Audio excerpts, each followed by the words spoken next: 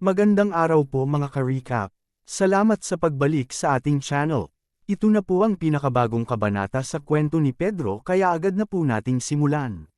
Paalis na sana sila Kim Sun-go at President Choi nang biglang tinawag ng Sword Ghost si Sun-go. Nag-spray ito ng pabango habang lumalapit kay Sun-go. Niyaya niya itong mag-dinner na sila lamang dalawa at mas mainam daw na iwan ito ang kanyang sinturon. Sinabi din ng babae na medyo mahaba-haba ang magiging hapunan nila kaya baka hindi niya ito kayanin. Si President Choi ay pinagpapawisan sa takot habang si Kim Sun-go naman ay kalmado lang. Pero bigla itong nagbago. At tila nag-iba ang mga mata ni Sun-go. Unti-unting siyang inakit ng babae. Dahil sa amoy ng pabango na yon ay hindi makagalaw si Sun-go. Nasa harap na siya ng babae pero tila ay wala siyang magawa at natutulala lang. Sinabi ng babae na pare-pareho ang lahat ng mga lalaki. Sa isip ni Sun-go ay hindi siya makapaniwala. Hindi siya makagalaw at alam niya na dahil ito sa pabango. Hinawakan ng babae ang dibdib ni Sun-go at sinabi na pare-pareho lang ang mga lalaki kapag kaharap na niya. Habang nasa ilalim ng impluwensya ng babae si Sun-go ay bigla namang sumulpot ang magkapatid na Doko. Nagpakilala ang mga ito sa babae na sila daw ang pinakamagaling maglinis. Habang nagtatalo ang magkapatid kung sino ang nauna sa kanila, si Sun-go naman ay iniisip kung ano ang nangyari sa kanya. Kung hindi dahil sa magkapatid na Doko ay baka may masama nang nangyari. Tinapak ng babae ang pisngi ni Sun-go at sinabi na maswerte daw siya ngayong araw. Umalis na ang babae at ang malaking lalaki na kasama nito, iniisip pa rin ni Pedro kung ano ang nangyari sa kanya. Muntik na daw siyang mawala ng malay sa pagkakataong yon. Tila alam na ni Pedro at may ideya na siya kung paano nagawang mahuli ng Sword Ghost si Simon. Ang magkapatid naman ay patuloy na naglinis sa pag-aakalang bibigyan sila ng pera ng magandang babae. Sa isip ni Pedro ay kailangan na niyang simulan ng paghahanap kay Simon bago pa mahuli ang lahat. Masyadong delikado ang babaeng yon. Mahahanap kaya ni Pedro ng ligtas si Simon? O huli na kaya ang lahat? Sa kabilang parte ng barko ay naliligo ang Sword Ghost habang nagbabante naman ang malaking lalaki na kasama nito. Tinanong ng Sword Ghost ang lalaki kung hindi daw ba siya interesado kay Pedro at kung gaano kaya ito ka-sexy. Isang matandang lalaki na malapit na sa edad na 70 pero nakaya nitong ubusin ang 100 Brazilian killers. Hindi lang ito, pinulbos niya pa si Nathaniel na sobrang lakas.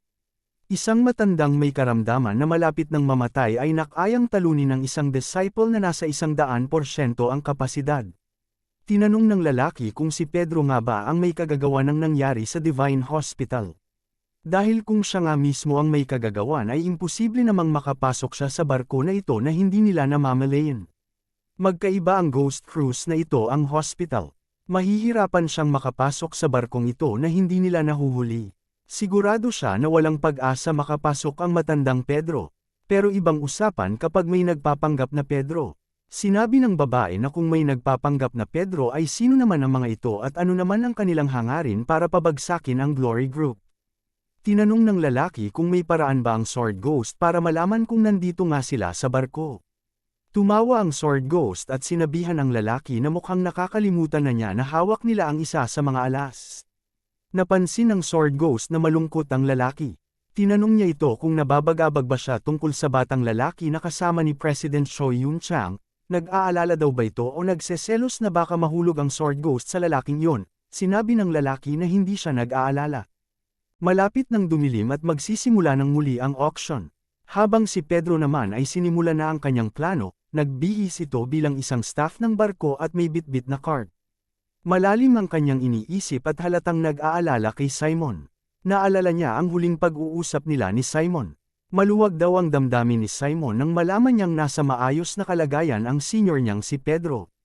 Sinabi ni Simon na wala siyang kakilalang pamilya at ang tanging meron lang siya ay ang kapatid niya na hindi din niya kadugo.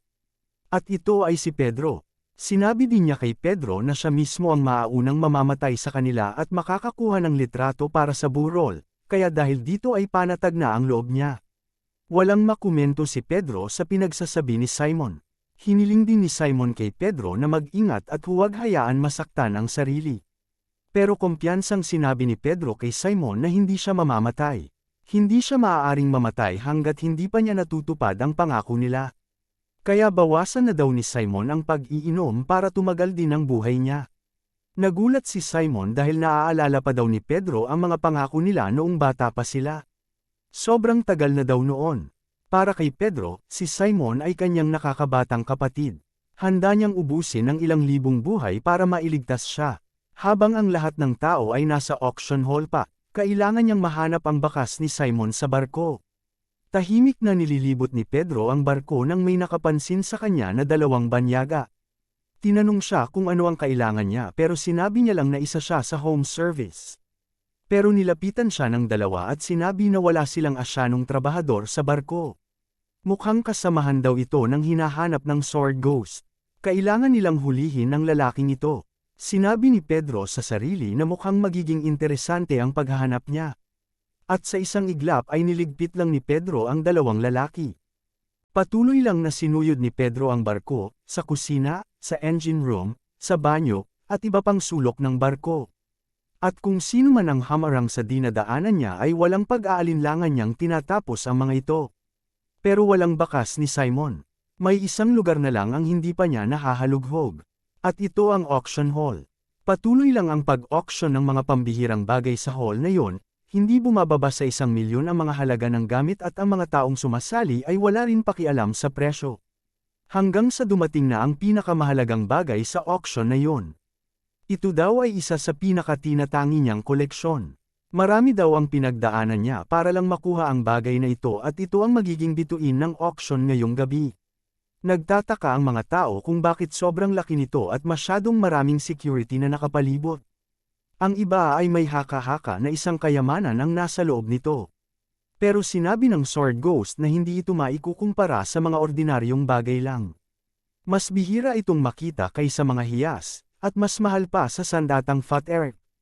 Ang bagay na ito ay tila gawa ng Diyos at ng sarili niyang mga kamay. Inihanda niya daw ang bagay na ito para sa isang tao lamang na nakakaalam ng tunay na halaga nito.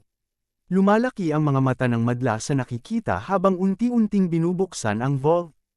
Ang nasa loob nito ay walang iba kung hindi ang natatanging disciple. Si Simon. Sa nakaraan daw ay ito ang pinakamalakas na swordsman sa buong mundo. Kilala siya sa tawag na Swirling Sword Saint. Nagsimula nang magtaka ang mga tao kung totoo bang siya nga ang Swirling Sword Saint ang nasa harap nila. Mukhang bangkay na daw ang nasa harap nila. Sa isip ng babae ay sigurado siyang nakikita na ito ni Pedro. Siguro siyang kumukulo na ang dugo ni Pedro sa nakikita. Sigurado siyang malalaman na niya kung sino si Pedro dahil alam niya ang ekspresyon ng taong may kaugnayan kay Simon. Ang iba ay magtataka, ang iba ay matatakot, pero iisa lamang ang magiging ekspresyon ng isang Pedro. At ito ay matinding galit. Nakita ng Sword Ghost si Kim Sun-go. At ito ay sobrang galit. May iligtas pa kaya ni Pedro si Simon sa mga kamay ng Sword Ghost o huli na ang lahat? Alamin po natin ito sa susunod na mga kabanata. Maraming salamat po mga ka-recap sa panunood at sana po ay nagustuhan ninyo. Please like our videos po and also subscribe to our channel sa hindi pa nakakapag-subscribe. See you soon. Bye!